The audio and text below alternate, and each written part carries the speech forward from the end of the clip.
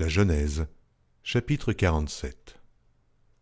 Joseph alla avertir Pharaon et lui dit : « Mes frères et mon père sont arrivés du pays de Canaan, avec leurs brebis et leurs bœufs, et tout ce qui leur appartient, et les voici dans le pays de Goshen. » Il prit 5 de ses frères et les présenta à Pharaon. Pharaon leur dit : « Quelle est votre occupation ?»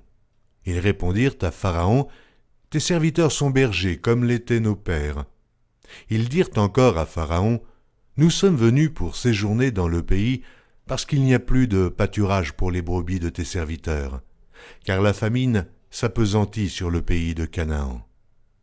Permets donc à tes serviteurs d'habiter au pays de Goshen. » Pharaon dit à Joseph : « Ton père et tes frères sont venus auprès de toi. Le pays d'Égypte est devant toi. Établis ton père et tes frères dans la meilleure partie du pays. Qu'ils habitent dans le pays de Goshen, et, si tu trouves parmi eux des hommes capables, mets-les à la tête de mes troupeaux. » Joseph fit venir Jacob son père, et le présenta à Pharaon, et Jacob bénit Pharaon. Pharaon dit à Jacob : « Quel est le nombre de jours des années de ta vie ?» Jacob répondit à Pharaon : « Les jours des années de mon pèlerinage sont de 130 ans.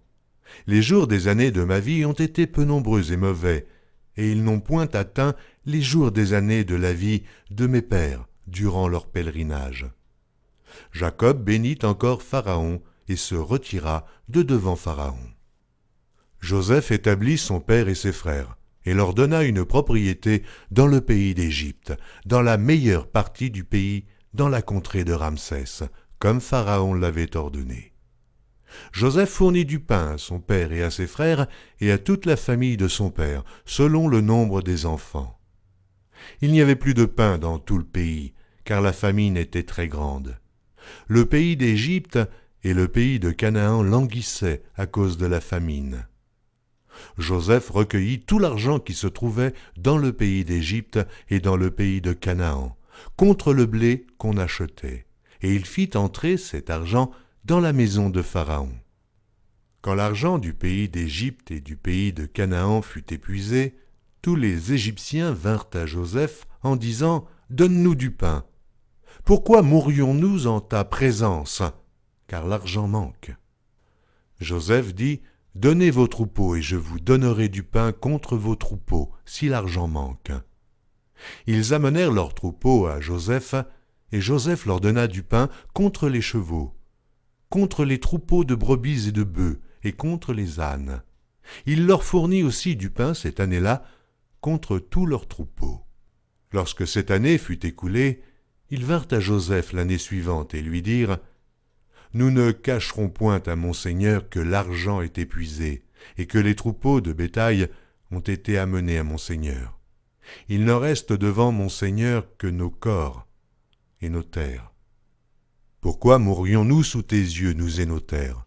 Achète-nous avec nos terres contre du pain, et nous appartiendrons à mon Seigneur, nous et nos terres. Donne-nous de quoi semer, afin que nous vivions, et que nous ne mourrions pas, et que nos terres ne soient pas désolées. » Joseph acheta toutes les terres de l'Égypte pour Pharaon, car les Égyptiens vendirent chacun leur champ, parce que la famine les pressait, et le pays devint la propriété de Pharaon.